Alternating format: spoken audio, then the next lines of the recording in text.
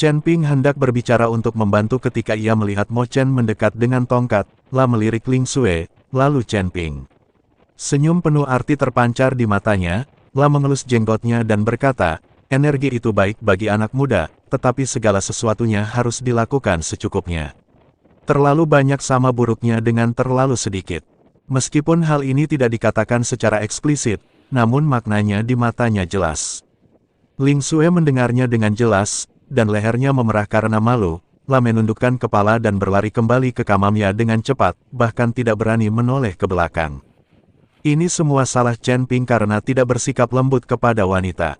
Chen Ping tidak pernah berhenti selama setahun penuh, dan kulitnya bengkak. Ling Xue bahkan merasa canggung berjalan. Chen Ping menyentuh hidungnya dengan canggung, tetapi Mo Chen melangkah maju dan menatapnya. Ketika ia merasakan kekuatan spiritual alam abadi duniawi yang dahsyat dan agung terpancar dari Chen Ping, raut wajah tuanya tampak terkejut. Kau benar-benar telah menembus alam abadi duniawi. Tahukah Anda, Chen Ping baru beberapa bulan memasuki dunia abadi yang tersebar. Kecepatan kultivasi seperti itu sungguh tak tertandingi. Chen Ping tersenyum dan mengangguk, berkat adik perempuanku, aku telah membuat beberapa kemajuan dalam kultivasi gandaku. Mo Chen mengangguk berulang kali, matanya dipenuhi rasa puas, bagus. Bagus, sekte pedang kita akhirnya memiliki orang kuat yang bisa berdiri sendiri. Menoleh ke arah Humazi, dan merasakan aura tak terduga yang terpancar darinya, matanya terbelalak kaget.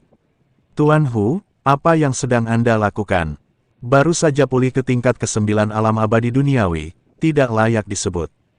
Humazi melambaikan tangannya, berpura-pura tenang, tetapi dagunya yang sedikit terangkat memperlihatkan kesombongannya. Mo Chen menghirup udara dingin.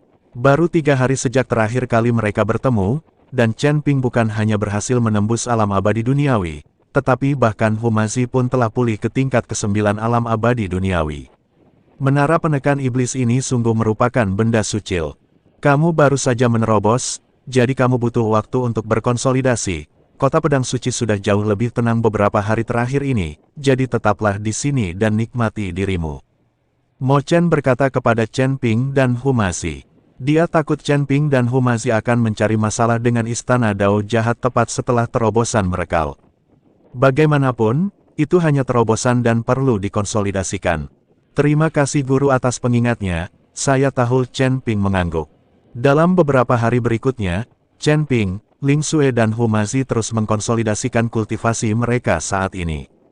Meskipun Ling Xue telah maju ke tingkat ke-7 alam abadi duniawi setelah keluar dari menara penekan iblis, Chen Ping selalu merasakan adanya kekosongan halus dalam aliran kekuatan spiritualnya. Demi kemajuan pesat di menara, mereka berdua memadukan energi spiritual terlalu cepat selama kultivasi ganda, dan Chen Ping berulang kali menyuntikkan Yuan Yang-nya sendiri ke tubuh Ling Xue. Meskipun Ling Xue berhasil menembus penghalang alam, meridiannya juga berada di bawah tekanan yang cukup besar. Pagi-pagi sekali, Chen Ping secara khusus memerintahkan seseorang untuk membersihkan sebidang tanah terbuka di sisi timur lapangan seni bela diri, dan memerintahkan murid-muridnya untuk membawa lusinan, giok tenggelam, yang mengandung kekuatan spiritual murni yang berasal dari bumi, lalu menyusunnya menjadi formasi pengumpulan roh sederhana sesuai dengan arahan 7 bintang. Ling Xue, kemarilah dan coba. Chen Ping menepuk meja giok di sampingnya. Batu giok yang cekung itu berkilau hangat di bawah cahaya pagi, dan ada sedikit energi spiritual yang mengalir di antara celah-celah batu. Ling Xue datang sambil memegang pedang panjang. Ketika melihat formasi batu giok itu, secerca rasa ingin tahu melintas di matanya. Saudaraku, ini arai pengumpul roh giok tenggelam paling cocok untuk menghangatkan dan menyehatkan meridian. Chen Ping memberi isyarat agar ia duduk bersila di platform batu giok di tengah formasi. Kau baru saja menerobos. Meskipun kekuatan spiritualmu kuat, itu belum stabil. Hari ini, kita akan menggunakan metode paling bodoh untuk menyetrika kekuatan spiritual ke meridian sedikit demi sedikit. Ling Xue duduk sesuai perintah. Tepat saat ia mulai berlatih, ia merasakan batu giok yang tenggelam di sekitarnya tiba-tiba bersinar dengan cahaya oker yang redup. Kekuatan spiritual yang lembut namun kuat melonjak dari segala arah, menyelimuti tubuhnya bagai mata air hangat. Pusatkan pikiranmu dan tenanglah, lalu ikuti arahanku. Chen Ping juga duduk bersila di hadapannya, telapak tangannya terangkat ke udara, telapak tangannya menghadap dantiannya. Kekuatan spiritual alam abadi bumi perlahan mengalir ke tubuhnya seperti tetesan air, mengalir lembut di sepanjang meridiannya. Pada awalnya, kekuatan spiritual Ling Xue masih agak tidak terkendali, dan mengalir deras di meridiannya, terutama di titik akupuntur yang tersisa dengan retakan kecil selama terobosan, yang menyebabkan rasa sakit yang tumpul. Kekuatan spiritual Chen Ping sangat sabar, seperti seorang gembala yang berpengalaman, menenangkan kekuatan spiritual yang gelisah sedikit demi sedikit, membimbing mereka mengalir perlahan di sepanjang meridian. Di sini, bertahanlah dengan 3/10 kekuatanmu. Ketika kekuatan spiritual mencapai titik akupuntur kuci di lengan kirinya, Chen Ping tiba-tiba berbicara dengan suara setenang lonceng. Bayangkan kekuatan spiritual itu adalah alug giok hangat, yang perlahan-lahan menggesek dinding meridian. Ling Xue melakukan apa yang diperintahkan, tetapi begitu dia mengerahkan tenaga, dia merasakan nyeri tajam di meridiannya dan keringat dingin langsung mengucur dari dahinya. Disitulah retakan kecil muncul di menara terakhir kali untuk menampung kekuatan naga yang dibawa oleh Chen Ping. Jangan terburu-buru, luangkan waktumu. Chen Ping menyadari stagnasinya, dan kekuatan spiritual di telapak tangannya melunak, bagaikan salep hangat, meresap ke meridian yang rusak sedikit demi sedikit. Kosongkan pikiranmu dan rasakan sentuhan kekuatan spiritual mengalir melalui dirimu, seperti perasaan aliran sungai yang mengalir di atas batu biru saat salju mencair di musim semi. Suaranya memiliki kekuatan menenangkan yang aneh. Ling Xue menarik napas dalam-dalam dan berusaha keras membayangkan adegan yang sedang dibicarakannya. Perlahan-lahan, ia merasakan sensasi geli di meridiannya mereda. Kekuatan spiritual Chen Ping bagaikan aliran air hangat, tak hanya menutrisi area yang rusak, tetapi juga membersihkan kekuatan spiritualnya yang awalnya agak bercampur sedikit demi sedikit, membuatnya semakin murni. Matahari perlahan terbit lebih tinggi, menembus dahan-dahan pohon pinus kuno yang mengelilingi arena bela diri, memancarkan cahaya berbintik-bintik pada formasi batu giok. Aura batu giok yang terbenam di dalam formasi berputar-putar, menyelimuti keduanya dalam pusaran energi spiritual yang lembut. Setelah waktu yang tidak diketahui, Ling Xue tiba-tiba merasakan panas yang tiba-tiba di dantiannya, dan kekuatan spiritual yang jauh lebih padat dan kuat dari sebelumnya melonjak keluar. Setelah mengalir di sepanjang meridian selama satu lingkaran, kekuatan spiritual itu mengembun menjadi setetes kekuatan spiritual sebening kristal di ujung jarinya. Saat tetesan air menyentuh tanah, mereka mengeluarkan suara renyah seperti batu giok, lalu menghilang begitu menyentuh tanah, berubah menjadi titik-titik cahaya spiritual. Selesai, Chen Ping menarik telapak tangannya, senyum lega tersungging di wajahnya, kekuatan spiritualmu telah terkondensasi menjadi cairan spiritual, yang berarti fondasimu kokoh. Ling Xue membuka matanya dan merasa rileks. Pikirannya yang tadinya gelisah menjadi jernih. Dia mencoba mengayunkan pedang, dan kekuatan spiritual yang melekat pada pedang itu bahkan lebih padat dari sebelumnya, dan energi pedang menjadi lebih terkendali dan berat. Terima kasih, kakak senior. Dia berdiri dan membungkuk dalam-dalam kepada Chen Ping, matanya penuh rasa terima kasih. Chen Ping tersenyum dan melambaikan tangannya, ini baru permulaan. Setelah fondasimu kokoh, kau perlu mengasah ilmu pedangmu. Ilmu pedang Liu Suangmu memang lincah, tetapi kurang mendalam dan mendalam seperti seorang dewa bumi. Ayo kita pergi ke tebing uji pedang, di pegunungan belakang, dan aku akan mengajarimu satu set jurus pedang batu. Tebing uji pedang dipenuhi bekas-bekas pedang yang ditinggalkan oleh para murid sekte pedang. Angin di tebing membawa napas yang menusuk, yang sangat cocok untuk mengasah hati pedang. Chen Ping memegang sebatang ranting dan berlatih di atas batu biru di tepi tebing. Gerakan pedang batu tampak ganas, tetapi sebenarnya memiliki ketahanan tersembunyi, seperti bebatuan di tebing ini. Tak peduli bagaimana angin bertiup atau hujan turun, gerakannya tetap stabil seperti jarum ajaib yang menstabilkan laut. Dengan jentikan pergelangan tangannya, dahan itu menggores batu, meninggalkan bekas yang dangkal.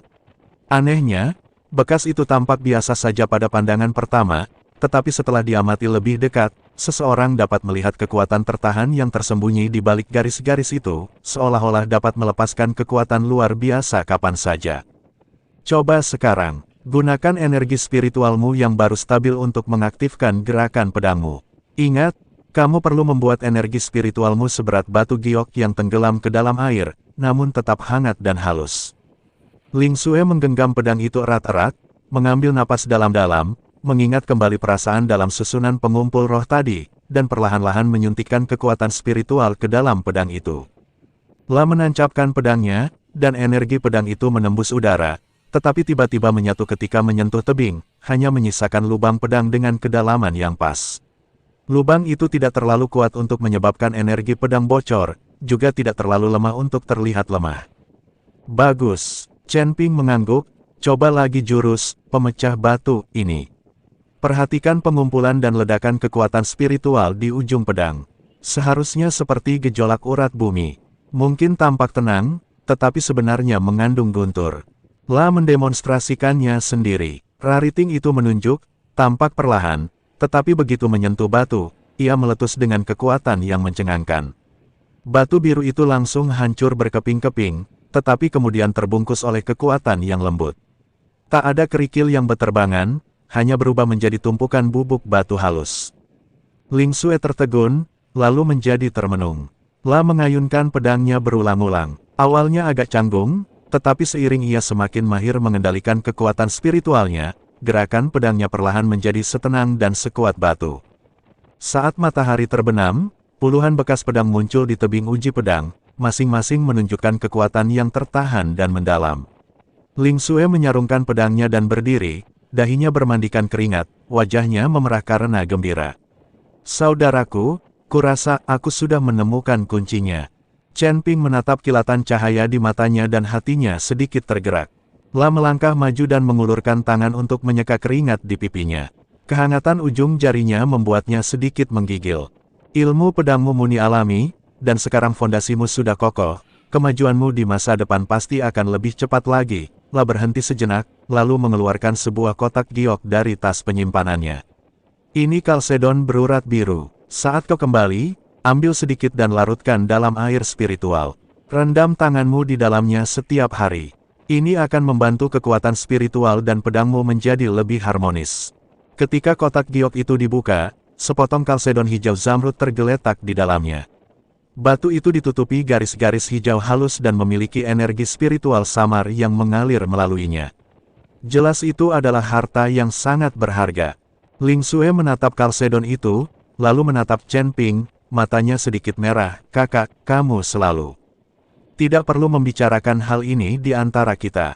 Chen Ping tersenyum, menutup kotak giok itu, dan meletakkannya di tangannya. Kembalilah, kita akan ke sini lagi untuk berlatih ilmu pedang besok pagi. Ling Xue memegang kotak giok itu erat-erat, merasakan kehangatan kalsedon di ujung jarinya, dan perasaan hangat mengalir dalam hatinya. Saudaraku, aku tidak ingin pergi. Aku ingin kau mencintaiku. Kata Ling Xue, satu-satunya hal yang bisa dia berikan kembali kepada Chen Ping sekarang adalah tubuhnya sendiri. Kamu baik-baik saja, jalannya sakit. Chen Ping sedikit khawatir. Tidak apa-apa, kata Ling Xue, dan menanggalkan pakaiannya atas inisiatifnya sendiri. Melihat ini, Chen Ping tidak membuang waktu lagi dan mengambil inisiatif untuk menerkam Ling Xue. Dia tahu bahwa Ling Xue bukan lagi gadis kecil yang polos, tetapi seorang wanita yang telah merasakan sensasi menyenangkan terbang. Chen Ping dan Hu Mazi menghabiskan beberapa hari mengkonsolidasikan kultivasi mereka di markas Sekte Pedang. Suatu hari, Chen Ping mengenal Mo Chen dan berkata dengan suara berat, Guru Hu dan saya berencana pergi ke Pegunungan Angin Hitam hari ini untuk menangani masalah cabang Istana Dao Jahat. Mo Chen tahu bahwa Chen Ping dan Hu Mazi bertekad untuk pergi ke cabang Istana Dao Jahat, jadi tidak ada gunanya menghentikan mereka. Maka ia mengangguk dan berkata, pergilah lebih awal dan kembalilah lebih awal. Hati-hati, Istana Dao Jahat bertingkah aneh, jadi jangan gegabah. Dia berhenti sejenak, lalu menambahkan, aku sudah menyuruh orang menyiapkan ramuan dan sumber daya, jadi bawalah.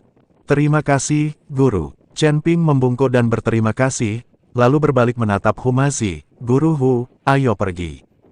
Hu Mazi tak kuasa menahan diri lagi dan langsung mengangguk setelah mendengar ini. Ayo pergi, aku ingin melihat di mana para kultivator jahat itu menyembunyikan arwah keluarga Hukul. Hu Mazi tak kuasa menahan diri lagi dan langsung mengangguk setelah mendengar ini. Ayo pergi, aku ingin melihat di mana para kultivator jahat itu menyembunyikan arwah keluarga Hukul. Tepat saat keduanya hendak pergi, Ling Sui berlari keluar ruangan dengan butiran keringat di dahinya, jelas dia baru saja menenangkan diri. Dia memegang sebuah bungkusan di tangannya dan berjalan cepat ke arah Chen Ping. Saudaraku, ini beberapa ramuan ajaib yang telah kusiapkan untukmu, bawalah ini bersamamu. Berlatihlah dengan baik di rumah dan jangan khawatirkan kami. Chen Ping mengambil bungkusan itu, dan ujung jarinya tak sengaja menyentuh punggung tangan wanita itu. Merasakan kehangatan yang lembut, dan hatinya sedikit tergerak. Ling Sui menggigit bibirnya, matanya penuh keengganan. Aku juga ingin pergi bersamamu. Namun, begitulah selesai berbicara, tak kuasa menahan diri untuk mengerutkan kening. Rasa nyeri dan bengkak di antara kedua kakinya membuatnya sadar bahwa ia tidak siap untuk perjalanan jauh saat ini. Tanpa sadar dia merapikan pakaiannya, dan sedikit rasa malu yang tak terkatakan melintas di alisnya. Dia tak terpisahkan dari Chen Ping akhir-akhir ini, dan kesenangan yang dia berikan saat cintanya mendalam kini berubah menjadi mati rasa dan pembengkakan samar di pinggangnya, mengingatkannya pada kelembutan dan kegilaan tadi malam. Chen Ping sudah menyadari keanehannya. Ujung jarinya dengan lembut mengusap rambut terurai di dahinya, dan suaranya begitu lembut hingga meneteskan air. Aku akan segera kembali setelah menyelesaikan urusan di Pegunungan Angin Hitam. Beristirahatlah dengan tenang di sini dan jangan biarkan pikiranmu melayang. Aku akan kembali dan membantumu membersihkan sumbatan itu. Sebelum dia selesai berbicara, dua awan merah muncul di pipi Ling Sui, dan bahkan telinganya ternoda warna merah. Tahu kultivasinya masih dangkal dan ia hanya akan menjadi beban jika mengikuti mereka. Hanya bisa menahan keengganannya dan mengangguk. Matanya sedikit memerah dan suaranya tercekat oleh isak tangis. Kau harus kembali dengan selamat. Jangan khawatir. Chen Ping tersenyum dan mengusap kepala wanita itu. Saat ia berbalik, kelembutan di matanya langsung berubah menjadi tajam. Hu Mazi sudah lama menunggu di luar halaman. Ketika melihat Chen Ping keluar, ia menyeringai dan berkata, ayo pergi. Kalau kita terlambat lagi, para hantu tua di aula dao jahat itu akan kesulitan bernapas. Kedua pria itu saling berpandangan, dan kekuatan spiritual di sekitar mereka tiba-tiba meledak.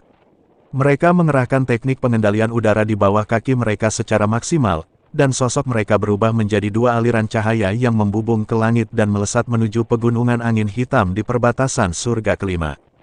Ling Sui berdiri di koridor, memperhatikan punggung mereka perlahan menghilang, mengangkat tangannya untuk menyentuh pipinya yang masih panas, dan diam-diam mengulang kata, aman, dalam hatinya hingga kedua sosok itu benar-benar menghilang di angkasa. Pegunungan Angin Hitam terletak di daerah terpencil di tepi langit kelima. Pegunungan ini diselimuti miasma hijau tua sepanjang tahun. Monster dan binatang buas berkeliaran bebas di kedalaman pegunungan. Bahkan para kultivator dengan kultivasi yang baik pun tidak berani menginjakkan kaki di sana dengan mudah. Chen Ping dan Hu Mazi melesat secepat kilat, mengerahkan kemampuan terbang mereka hingga batas maksimal. Angin bersiul di telinga mereka, dan kota-kota serta hutan di bawah dengan cepat mundur. Hanya dalam 3 hari, mereka telah mencapai pinggiran Pegunungan Angin Hitam. Sebelum memasuki kawasan pegunungan itu, tercium bau darah yang kuat dan tak terpisahkan di wajah saya, bercampur dengan bau busuk daging busuk dan bau amis rumput serta pepohonan, sehingga menimbulkan bau yang menjijikan. Udara dipenuhi kabut tipis berwarna abu-abu kehitaman, yang berisi gumpalan energi dingin dan jahat, aura unik para biksu di Evil Dao Hall. Hu Mazi mengerutkan kening dan segera membuat gerakan pembersihan dengan tangannya. Sebuah jimat emas muda muncul di telapak tangannya dan langsung berubah menjadi perisal cahaya yang menyelimuti mereka berdua, mengisolasi roh-roh jahat yang mencoba menyerang. Astaga, tempat ini jauh lebih menyeramkan daripada terakhir kali aku kesini. Mendecakkan bibirnya. Tatapan serlus terpancar di matanya. Sepertinya Yu Wuxi telah membuat banyak masalah di sini. Aku khawatir dia benar-benar telah melakukan sesuatu yang terkenal. Tatapan Chen Ping berubah dingin, dan tangan kanannya bergerak sedikit. Pedang pembunuh naga di pinggangnya seolah merasakan sesuatu, dan mengeluarkan suara dengungan yang jelas. Kemudian, pedang itu otomatis keluar dari sarungnya dan melayang di sampingnya. Cahaya keemasan redup bersinar menembus pedang itu, seolah-olah seekor naga emas sedang berenang di dalamnya. Semakin banyak kasus ini terungkap, semakin terbukti mereka bersalah. Suaranya tenang, namun penuh wibawa yang tak terbantahkan. Tuan Hu, mari kita berpencar dan menjelajah. Anda pergi ke lembah di sebelah kiri, dan saya akan pergi ke hutan lebat di sebelah kanan. Kita akan bertemu di sini setengah jam lagi. Oke, Humazi menjawab, dan sosoknya berkelebat, dengan 3 jimat kuning di tangannya. Jimat-jimat itu dilukis dengan rune rumit dari Cinnabar, memancarkan cahaya spiritual yang redup. La melemparkan jimat itu ke udara dan menggumamkan sesuatu. Jimat itu langsung berubah menjadi 3 aliran cahaya kuning, menyeret ekor-ekor api yang panjang dan melesat ke pegunungan yang dipenuhi miasma. La mengikutinya dari dekat, dan sosoknya segera menghilang dalam kabut tebal. Chen Ping menarik napas dalam-dalam, dan kekuatan naga di tubuhnya perlahan mulai bersirkulasi. Sisik emas mulai menyebar dari pergelangan tangannya dan segera menutupi lengannya. Lingkaran cahaya keemasan samar mengelilingi tubuhnya, memaksa miasma di sekitarnya mundur 3 kaki.